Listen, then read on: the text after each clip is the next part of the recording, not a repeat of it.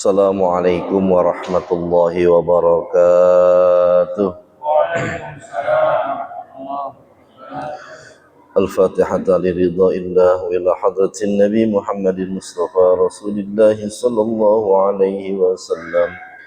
Thumma ila rahi abaina wa ummahatina wa ajdadina wa jaddatina wa li a'mamina ammatina wa li khalina khalatina ولإخواننا وأخواتنا وقراباتنا ومشايخنا ومعلمنا وأساتذتنا ولمن حق الإحسان علينا ولمن ظلمنا أو أسأنا إليه خصوصا إلى روح الشيخ العالم العلامة محمد بن قاسم الغازي وإلى روح الشيخ المقبول المجاهد في سبيل الله كهجي العالم بن حجي أنور ولجميع مشايخنا في قريتنا ولجميع المسلمين والمسلمات والمؤمنين والمؤمنات أن الله تعالى يتغشاهم بالرحمة والمغفرة واسمه جنة وأن الله تعالى يفتح علينا فتوح العارفين ويفقهنا في الدين ويرزقنا كمال الإخلاص واليقين وإلى حضرة النبي الفاتحة.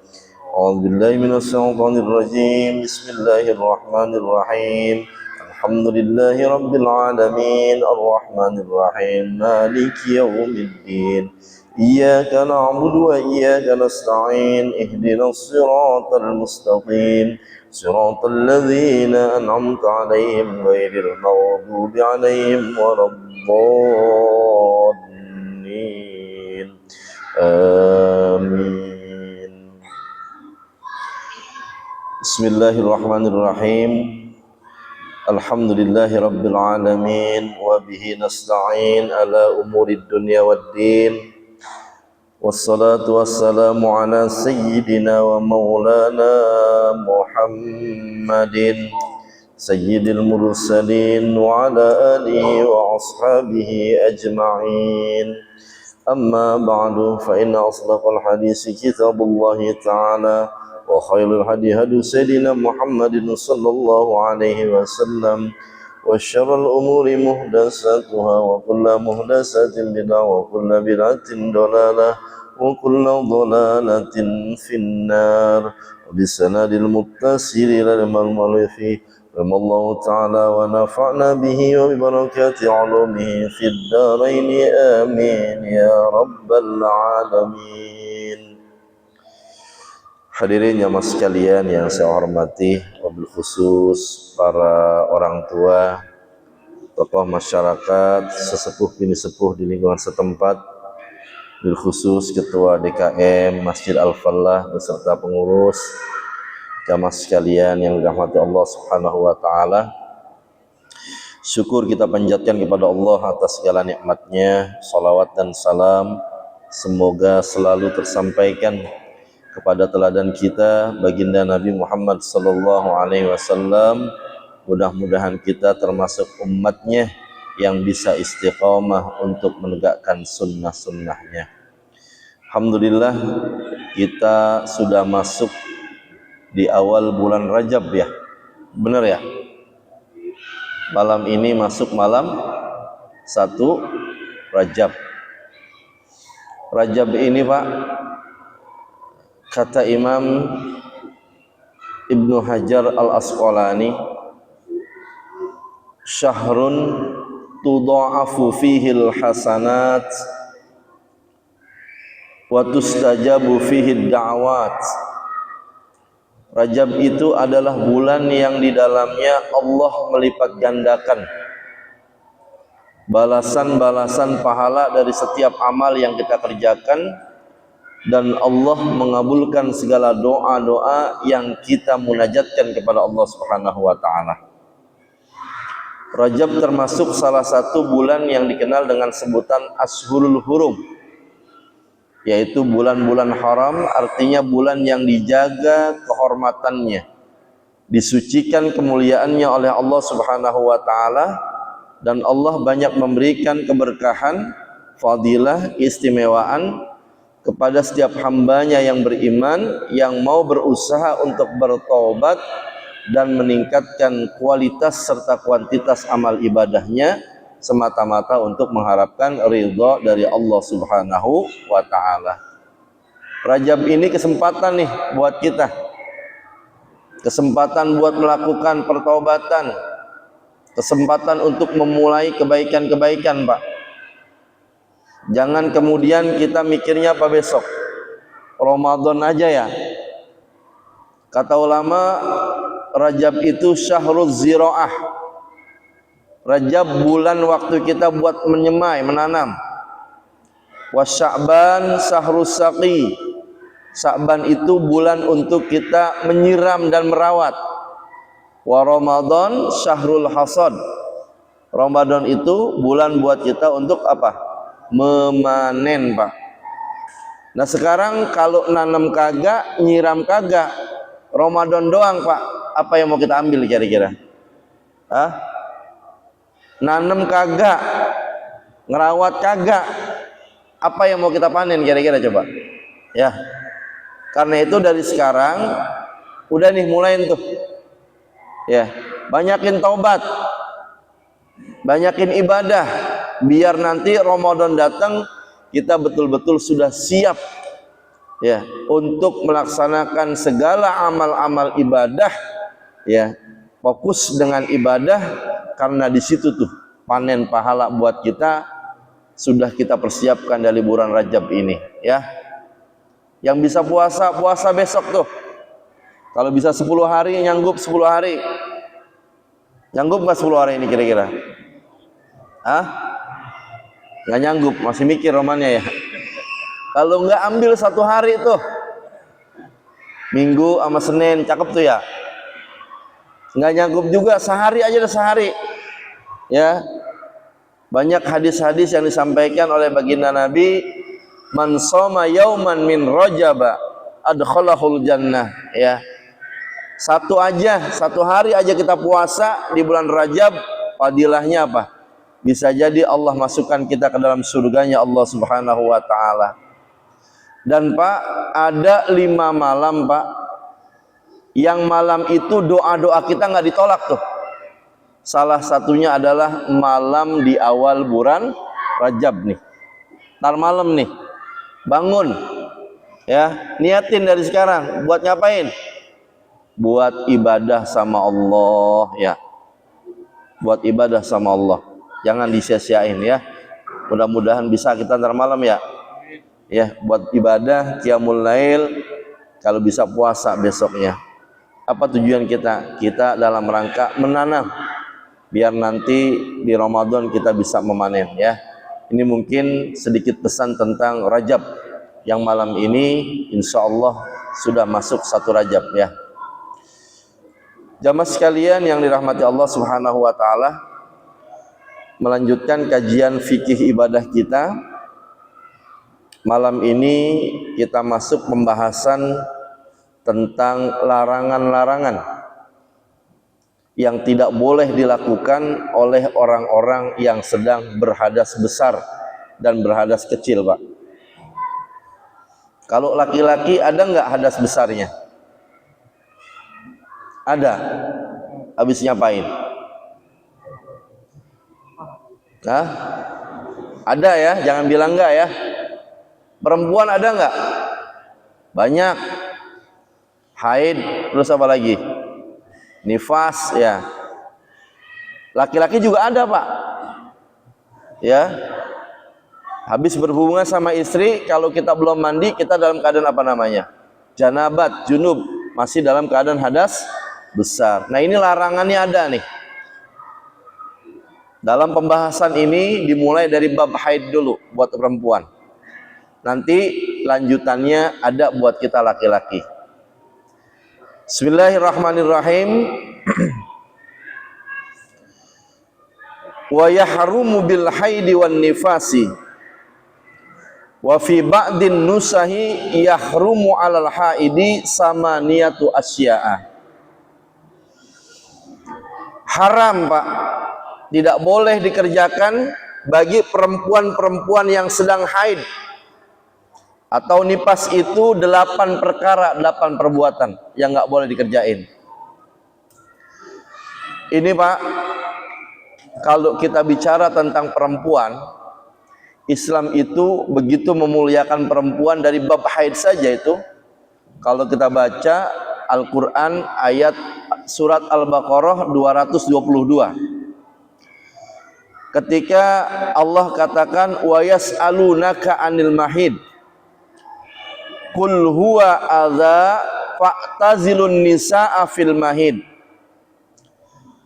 Dulu Pak, sebelum Islam itu, pada masa jahiliyah itu kalau pasangannya lagi haid dalam keadaan halangan, itu bukan cuma dianggap tidak suci secara fisik Pak, tapi juga betul-betul diasingin tuh,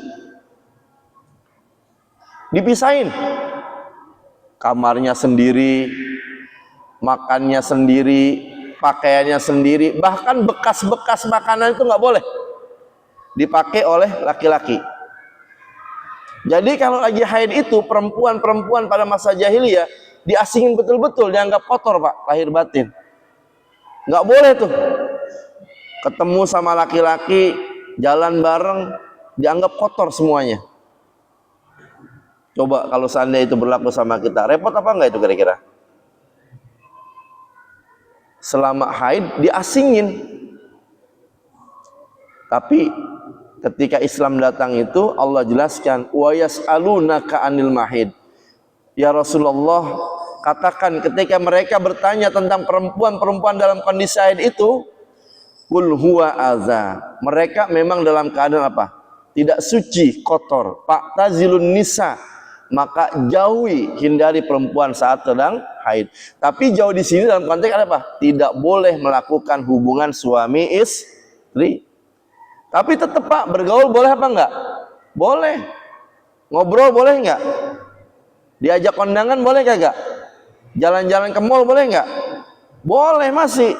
Yang kagak boleh cuman apa? Berhubungan aja. Selain itu boleh Pak. Tapi pada masa dahulu itu, Masya Allah, mereka diasingkan semuanya saat dalam kondisi haid. Tapi Islam itu enggak begitu.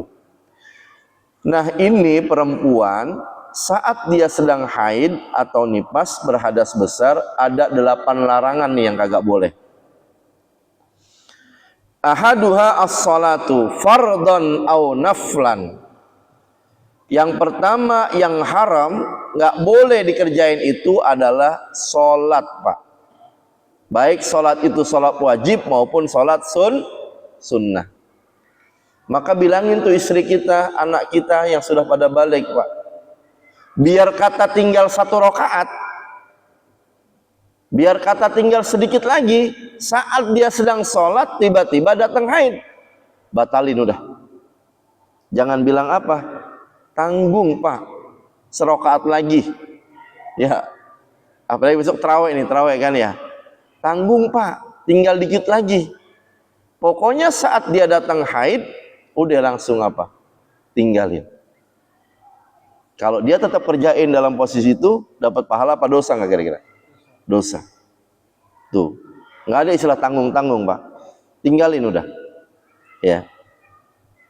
Fardhon au naflan, baik sholatnya sholat wajib maupun sholat sunnah, nggak boleh tuh. Ya. Wakaza, dan begitu juga Pak. Ya. Termasuk penjelasan di dalamnya adalah sajdatat tilawati wasyukri ini. Melakukan yang namanya sujud tilawah dan juga sujud syukur. Sujud tilawah ini bisa di dalam sholat, bisa di luar sholat. Kalau di dalam sholat, saat kita sholat membaca Al-Quran yang ayat-ayat itu berkaitan dengan perintah bersujud, yang kita kenal dengan ayat sajdah, maka kita sunnah untuk sujud tilawah. Mungkin imam di sini sering sujud tilawah ya? Sering kan ya? Iya. Itu kalau sholat jamaah misalnya, yang sholatnya sholat jahar Pak. Ya, kalau sholat sirri kan nggak kedengeran, zuhur sama asar nggak kedengeran. Kalau sholat jamaah misalnya maghrib, isya, subuh, atau bisa jadi taraweh, saat ketemu ayat-ayat sajdah, kita disunahkan sujud tilawah tuh. Tapi ini kodenya imam bilang dulu, kalau imam mau niat sujud tilawah karena dia akan baca ayat sajadah, dibilangin dulu tuh, nanti kita akan sujud tilawah.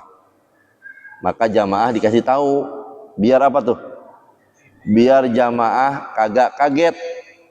Ya, kalau yang paham misalnya, oh iya imam baca ayat sajadah dia sujud. Kalau yang kagak paham, ntar gimana kira-kira dia? Dia baca apa? Subhanallah, subhanallah. Ada yang di pojokan kagak mau ngikutin, Pak. Iya, itu kalau imam dalam sholat, imam sujud tilawah, makmum kudu ngikut, Pak. Kudu ikut. Misalnya di juz 30 itu ada 2 surat tuh, yang di dalamnya itu mengandung ayat sejadah. Satu kalau nggak salah surat Al-Insyiqaq. Wa ija quri'a alaihimul qur'anu la yasjudun. Sujud tilawah. Sajada wajhiya lilladzi khalaqahu wa sawwarahu wa saqasamahu wa basarahu fatabarakallahu ahsanul khaliqin. Kagak bisa bacaannya, udah bacaan tasbih biasa. Apa bacaannya? Subhanallah, ya kan? Subhana rabbiyal a'la wa bihamdi. Baca tasbih aja udah. Tuh. Sujud tilawah. Ini di dalam sholat. Bisa jadi jamaah, bisa jadi sendiri. Nanti bangun lagi tuh, lanjutin kan? Balil ladzina kafaru yukadzibun wallahu a'lamu bima yu'un fabashshirhum bi'adzabin alim illal ladzina amanu wa 'amilus solihati lahum ajrun ghairu mamnun. Ini kalau ayat sajadahnya di ujungnya masih ada lanjutan ayat, Pak, maka lanjutin.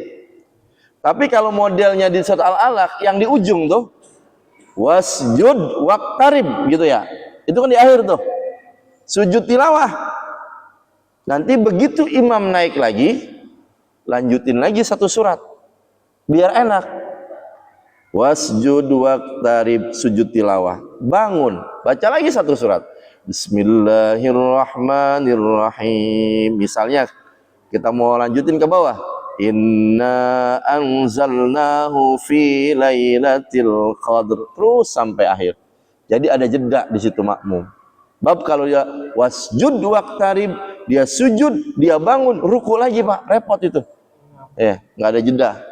Ya, itu kalau ayat sajadahnya di ujung surat tuh. Nah ini kalau sajadah sujud tilawah di dalam sholat sunnah. Buat perempuan yang haid nggak boleh. Atau bisa jadi di luar sholat. Kok bisa di luar sholat? Bisa. Besok nih, tadarus misalnya Ramadan, pada tadarusnya biasanya. Tadarusnya nih ya, di masjid, di kantor, di rumah, begitu kan? Pegang Quran, di tempat yang bersih, suci, punya wudhu. Kita baca Quran tuh. Pas kita baca ada ayat sajadah, Pak. Sunnah kita buat sujud tilawah. Tuh, tadarus bisa bareng-bareng di sini. Satu kelompok biasanya berapa? Ada 5, ada 10 ya. Mau sore, malam misalnya tuh baca. Pas temannya baca ketemu, ayat sajadah itu. Sujud tilawah sunnah bareng-bareng. Tuh, diamalin. Ya. Jadi kalau kita laki-laki atau perempuan yang dalam keadaan suci baca Al-Quran di dalam sholat, di luar sholat, ketemu ayat sajadah, sunnah buat sujud tilawah, Pak. Umpama lupa begitu, ya Allah itu ayat sajadah tadi, tapi saya lupa bagaimana caranya sujudnya begitu, ragu gitu, saya nggak bisa Ustadz, karena ragu apa? Belum tahu bacaannya, belum bisa, tapi saya tahu itu ayat sajadah, gimana caranya biar tetap dapat padilahnya? Kata Imam Nawawi dalam kitab Nasail Ibad mengatakan, Pak, baca tasbih subhanallah walhamdulillah wala ilaha illallah wallah 4 kali, Pak. Tuh, itu ganjarannya sama seperti orang sujud tilawah. Ini sama juga nih buat yang punya kebiasaan sunnah sholat tahiyatul masjid. Sholat sunnah tahiyatul masjid, ada kan ya? Yang kalau datang itu sebelum muazin datang dia udah datang tuh, karena dia pengen ambil apa? Sunnah tahiyatul masjid. Tahiyah masjid kan penghormatan sama masjid, Pak. Tapi satu waktu dia datang ketinggalan. Kenapa? Bisa jadi udah iqomah gitu. Kan kalau udah iqomah, Pak, kata Nabi, la sholata ya iza uqimatis sholah, apabila qomat sudah dikumandangkan tuh, muadzin sudah iqomah, jangan sholat, Pak. Maksudnya apa? Illa sholatul maktubah, kecuali ikut dengan sholat yang akan diganti sholat wajibnya. Sholat sunnahnya kita tinggalin. Ini kan ketinggalan kita kan ya. Tahiyat kagak dapat misalnya. Itu juga sama tuh. Baca apa tadi? Subhanallah walhamdulillah wala ilaha illallah wallah. Itu kita dapat fadilahnya tetap tuh. Ya, jadi jangan takut kehilangan pahalanya kalau ketinggalan. Tapi lebih afdol mengerjakannya, Pak. Paham nggak? Jangan udah paham ilmunya dipakai yang terakhir tuh. Ya, maksudnya apa pakai yang terakhir? Udah jangan sholat tahiyatul masjid kan begitu ya. Udah jangan sujud tilawah, baca tasbihnya aja. Ini mah ngamalinya paling gampang, nggak boleh, Pak. Ini alternatif, paham alternatif. Kalau nggak bisa melaksanakan karena kondisi tadi, baca tuh amalannya, pahalanya sama. Jadi dalam keadaan sholat nggak boleh, sujud tilawah nggak boleh, termasuk katanya juga sujud syukur, Pak. Tuh, sujud syukur juga buat perempuan yang haid di sini kata Pak, dilarang tuh. Sama bacaannya sujud syukur sama sujud tilawah. Bedanya kalau sujud syukur di luar sholat, dan kondisinya kalau sujud syukur apa? Ketika kita mendapatkan satu nikmat yang luar biasa dari Allah, maka Rasulullah mengajarkan pakai apa? Sujud syukur, Pak. Bukan loncat-loncat. Ya, bukan loncat-loncat kegirangan, tapi pakai apa? Sujud syukur kalau dapat nikmat tuh. Ya. Tuh satu, salat sunnah wajib termasuk sujud tilawah di dalamnya nggak boleh. Yang kedua yang kagak boleh apa katanya di sini? Wasani as-saum fardan au naflan. Yang kagak boleh dikerjain juga adalah berpuasa, Pak. Baik puasa wajib maupun puasa sunnah. Haram kalau lagi haid, Pak. Walaupun mau beduk maghrib misalnya, bentar lagi mau azan tuh 5:30 misalnya, tiba-tiba apa? Datang tuh tamu. Ada nggak yang begitu kadang istri kita? Ada ya. Lagi repot nyiapin buat buka bareng begitu, Pak. Udah semangat banget. Tiba-tiba apa? Datang tuh halangan. Jangan bilang tanggung 30 menit lagi. Jangan, langsung aja dia, Mak. Buka, Pak. Ya. Bab kalau dia kerjain apa? Malah dosa. Ya. Ada yang suka nahan-nahan begitu enggak? Bilangin, Pak, jangan, langsung aja udah. Ya, buat dia mah apa? Malah dapat pahala. Wasalisu yang kagak boleh yang ketiga adalah qiraatul Qur'an nih. Baca Al-Qur'an. Baca Quran.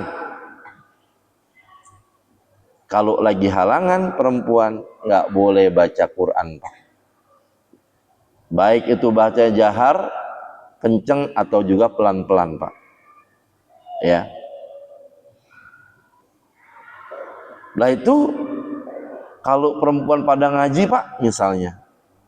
Ya, di rumah, dari rumah ke rumah gitu ada ya? Ya, itu bagaimana itu kadang-kadang baca doa ya, atau dia lagi berdoa apa? Dalam keadaan tertentu misalnya naik kendaraan dia baca Bismillahirrahmanirrahim, apa dibaca doanya?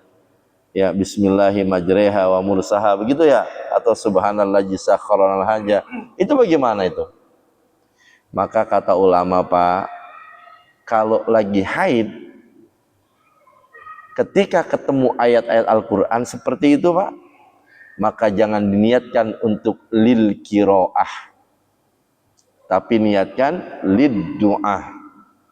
Bacanya itu niatnya bukan tujuan membaca, tetapi bacanya niatnya apa? Untuk berdoa dan berzikir. Boleh nggak kalau begitu? Boleh. Kenapa? Sebab kata Nabi, innamal a'malu binniyat. Segala perbuatan itu tergantung bagaimana niatnya. Jelas? Ya, tapi tentunya kan pendek-pendek itu mah ya. Baca-baca doa tertentu begitu, Pak.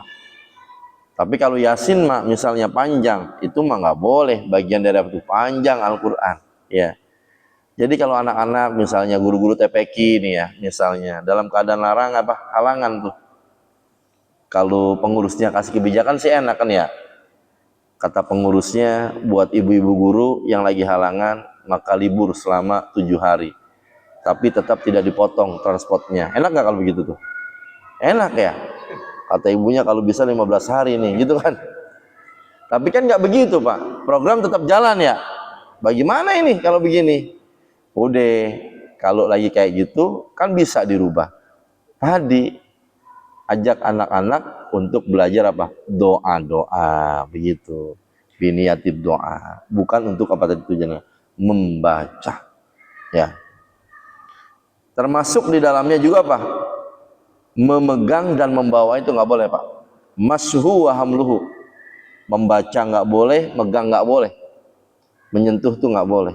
Buat perempuan yang sedang haid tuh, ya dilarang. Kecuali darurat misalnya, Quran di jalanan tergeletak, waduh ini masya Allah, bagaimana ini? Cuman ada dia saja tuh sendirian misalnya. Darurat itu mah, ya. Kalau misalnya di rumah, ya memang semata-mata memang banyak orang, nggak boleh dipegang Pak. Kalau tafsir boleh nggak tafsir? Kitab tafsir boleh nggak? Ini kan kitab nih, ya. Ini mah hadis ini ya. Riyadhus Shalihin ya. Tafsir misalnya. Tafsir Quran. Itu kan ayat-ayatnya banyak nggak Al-Qur'annya? Banyak kan ya? Tapi itu Pak, kalau model kitab tafsir, namanya tetap disebut kitab tafsir.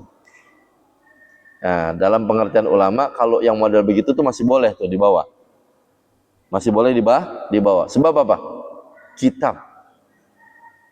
Walaupun dalamnya ayat-ayat, tapi pembahasannya pengajian tentang tafsir, begitu. Ya. Tapi kalau tok banyak Al-Qur'annya dan sebagainya semata-mata itu nggak boleh tuh. Ya, disentuh, dipegang begitu, Pak. Ya. Jadi yang ketiga baca Quran, menyentuhnya, ya, itu nggak boleh. Wal khamisu yang kelima yang kagak boleh adalah duhulul masjid, Pak. Masuk ke dalam masjid. Nih ibu-ibu kalau ngaji di mana nih Ustaz? Di masjid apa di luar masjid ini? Dalam masjid. Fasilitasi. Ngaji mah tetap boleh, kan ngaji tetap boleh ya. Dia bisa dengerin kajian misalnya, ibu-ibu itu. Tapi mungkin difasilitasi. Cari mana kira-kira yang fungsi bangunan itu dibangun oleh masjid, fungsi utamanya hanya sebagai pelengkap. Di depan tuh misalnya ada pelataran atau apa. Itu kan fungsinya, fungsi utamanya buat sholat apa bukan tuh? Pelengkap kan ya, kecuali sholatnya penuh misalnya. Idul Adha, Idul Fitri, baru dipakai kan ya. Tapi kalau buat sehari-hari mana yang fungsi utama? Ini kan sekitar masjid kan, di dalam ya. Nah ini berarti fungsi utama ini bagian dari masjid. Ya. Kalau acara-acara mungkin lebih aman apa? Fasilitasi, pakai apa? Tenda atau apa gitu. Pintunya dibuka, jadi tetap ngajinya tetap, dia juga bisa ikut tapi tidak masuk ke dalamnya Pak. Tuh. Ya. Bilang ini nih, ibu-ibu. Selain masjid boleh nggak? Boleh. Masjid taklim boleh. Rumah boleh. Musola boleh nggak? Musola boleh nggak? Hah?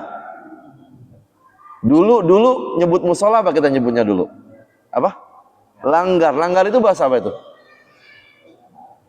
Jawa apa Betawi? Apa Indonesia udah jadinya? Hah? Jawa ya? Tapi sama Pak, di sini kita nyebutnya dulu. Orang tuh lebih kenal bahasa langgar ketimbang musola. Tapi itu maknanya begini katanya. Segala sesuatu yang tidak boleh buat perempuan di masjid, dilanggar boleh Pak. Tahu maksudnya tuh begitu tuh? Ya. Yang tadinya di masjid kagak boleh, dilanggar boleh. Artinya apa? Buat perempuan dalam keadaan haid tadi, kalau di musola dia boleh masuk. Tuh. Masjid aja nggak boleh. Masjid taklim, aula, ya, langgar musola itu boleh tuh. Kayak gitu tuh. Ya. Boleh dia ikut di situ. Ya. Ingat ya, saya bilang bukan nggak boleh ngajinya, ngajinya tetap yang nggak boleh adalah apa? Masuk berada di dalamnya. Bagaimana kalau bolak-balik tuh murur jalan? Kalau satu kali ada hajat keperluan boleh misalnya. Dia perlu dengan suaminya, ada keperluan penting banget. Sekali dia lewat dia panggil suaminya, boleh. Tapi kalau berkali-kali ya itu nggak boleh, sama aja jadinya kan tinggal di dalam juga. Nggak boleh itu yang kelima ya. Kemudian wasadisu yang keenam adalah at-tawaf. Tawaf. Ini kalau lagi umroh, lagi haji Pak, tawaf yang rukunnya itu lagi haid, maka perempuan tidak boleh melaksanakan tawaf ya. Wasabi'u, dan yang ketujuh adalah larangan yang tidak boleh dikerjakan buat perempuan yang sedang haid adalah al-wat'u, berhubungan dengan pasangan atau suaminya. Kagak boleh, haram. Bahkan di sini ada keterangan ini Pak. Wa yusannu liman wati'a fi iqbalid dami at-tasadduqu bidinarin. Ini nih, ingat-ingat ini, ajarin nih sama anak-anak kita nih. Kalau ada pasangan suami istri Pak, pasangan suami istri nih, yang saat istrinya dalam keadaan haid, dia tetap juga berhubungan tuh, maka ada konsekuensi tuh. Dia untuk tasadduqu bidinarin. Dia kena sanksi untuk bersedekah sebanyak 1 dinar, Pak. Suami istri halal, tapi dalam keadaan haid, suaminya maksa juga tuh berhubungan. Itu dia kena denda sunnah bersedekah 1 dinar, Pak. Ini 1 dinar kalau kita konversi dengan emas sekarang itu sekitar 4 gram, Pak. 4 gram berapa sekarang harganya? Segram berapa sekarang? 2 juta. Berarti 4 gram 8 juta, Pak. Mahal apa kagak itu? Mahal. Tuh ingat-ingat itu dulu. Kalau ada gitu, kalau ada. Ya. Kalau pernah kayak gitu tuh, pernah misalnya saat istri kita haid tetap melakukan hubungan, kena denda 1 dinar 4 gram yang kalau ditotal dengan rupiah 8 juta, Pak. Tuh. Sodakoin tuh sama fakir miskin, Pak. Ustadz, saya kan dulu lagi nggak tahu. Dulu lagi harga emas misalnya masih 500.000. Bagaimana sedekahnya? Taunya kapan? Sekarang. Ya pakai harga sekarang, Pak. Iya. Tetap pakai harga apa? Sekarang. Kan dulu ngerjainnya misalnya, lupa nggak tahu. Saya baru tahu sekarang. Pakai tetap tahu sekarang begitu. Coba tuh, 8 juta mahal apa kagak tuh? Mahal, Pak. Makanya hati-hati tuh. Iya. Tahan aja udah dulu. Jangan sembarangan aja. Ya. Kemudian katanya, waliman wati'a fi idbari at-tasadduqu binisbi dinarin. Kalau misalnya udah bersih nih, udah bersih, istri kita udah bersih nih. Darahnya udah nggak keluar, tapi belum mandi, Pak. Belum mandi hadas besar. Kan udah kering tuh, udah bersih ya. Kata istri, udah bersih sih ya, tapi belum mandi begitu. Umpama kejadian begitu, maka dendanya 1/2 dinar. Berarti berapa? 2 gram dong. Kalau 1 dinar 4 gram, kalau setengahnya berapa? 2 gram. Kalau yang dalam keadaan masih ada darahnya 8 juta, kalau sudah kering tapi belum mandi berapa jadinya dendanya? 2 juta apa 4 juta? 4 juta tuh. Masih mahal ya? Jangan dikerjain makanya. Tuh. Iya, sodokain tuh hartanya, Pak. Sodokain. Kasihin sama fakir miskin, tetangga, atau datang ke las masjid misalnya. Tapi jangan jujur banget, jangan. Datang sama las masjid bilang, ini saya kena denda dulu misalnya sama istri. Gua jangan, itu jadi viral begitu kan ya. Udah bilang aja, saya sodakoh, tolong bagiin buat fakir miskin, tetangga kanan kiri atau apa begitu. Ya, kata panitia kan bilang, Masya Allah, Bapak ini mulia banget ya. 8 juta buat sodakoh di masjid, buat fakir miskin. Kan mulia banget itu ya. Padahal dalam hati itu karena musibah dulu gitu kan Ustaz gitu ya. Tuh, sodakohin, Pak. Hati-hati itu makanya. Ya, jangan sampai apa. Kalau ada kejadian begitu, tenang aja kita. Kata Imam Malik bahkan wajib itu. Ya, kalau Imam Syafi'i bilangnya masih sunnah di sini. Tapi kalau Imam Malik wajib, Pak, kena denda tuh. buat orang suami yang istrinya lagi halangan tetap dia maksa, itu konsekuensinya Pak. Ya, kemudian yang kedelapan adalah wal istimta. Nah, kalau istimta ini Pak, bersenang-senang sama pasangan di saat haid itu boleh. Boleh. Selain bainas surrah war rukbah. Ya, yang kagak boleh apa? Hubungan intimnya. Tapi kalau senang-senangnya boleh Pak. Tapi kalau buat saya sih tergantung yang nanya begitu. Kalau yang nanya misalnya masih 30 ke bawah, kita bilangin kagak boleh aja udah. Emang kenapa? Takut setrumnya masih gede Pak. Tapi kalau yang di kanan kiri kayak saya mau ini kayaknya setrumnya udah lemah kali ya. Saya bilang boleh dah begitu. Iya. Sebab kalau kita bolong-bolong kita keterusan kan ya. Main di pinggir jalan Pak, mending kita hindarin kan ya. Main di pinggir jurang begitu bahasanya tuh. Mending kita Sebab apa? Takut kepleset jatuh ke jurang Pak. Mendingan kita hindarin tuh. Walaupun ini tadi saya bilang istimta itu boleh. Selain dari berhubungan intim itu boleh. Tapi kalau buat saya hindarin aja dah ya daripada kecebur di jurang. Ini buat perempuan.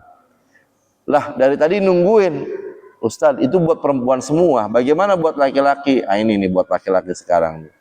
Ya. Kemudian katanya di sini sebutkan wa yahrumu alal junubi, dan haram buat orang yang dalam keadaan hadas besar junub Pak. Khamsatu asya'a, 5 perkara. Sama, yang pertama as-sholatu. Salat buat orang yang dalam keadaan hadas besar belum mandi, haram buat dia salat Pak. Kalau lupa bagaimana Ustaz? Lupa.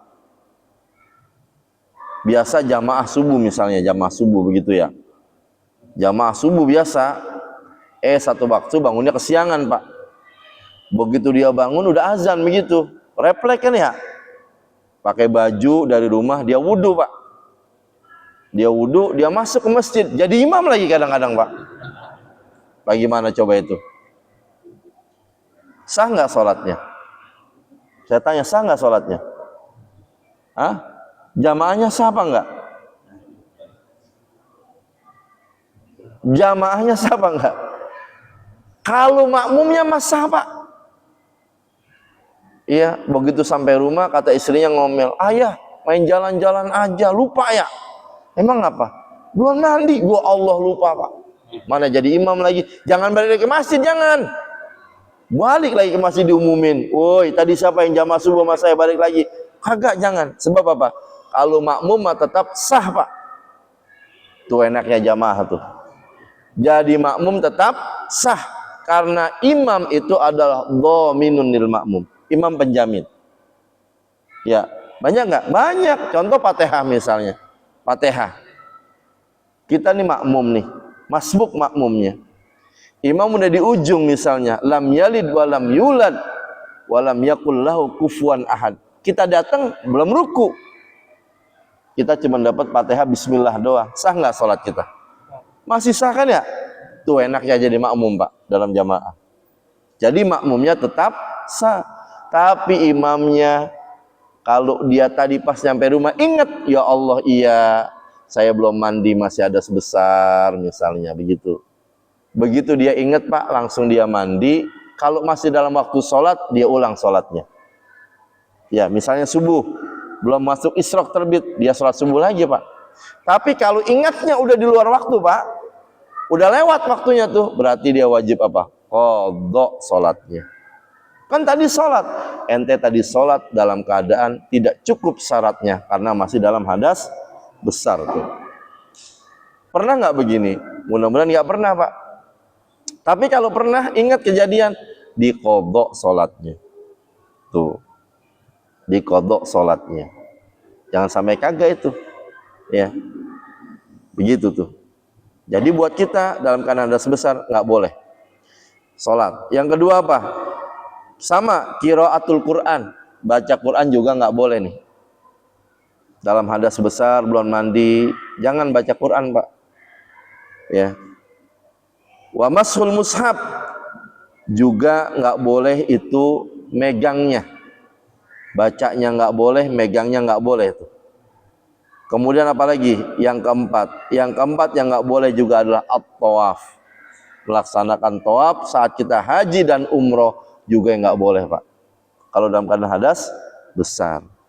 Yang kelima yang kagak boleh juga adalah al-lubsu fil masjid. Berdiam diri di masjid buat orang yang junub juga haram, Pak. Kecuali kagak tahu, lupa dan kagak tahu.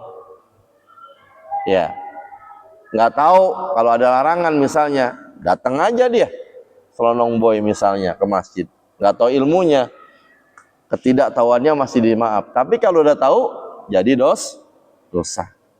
Makanya ini perhatiin betul-betul ini, ya.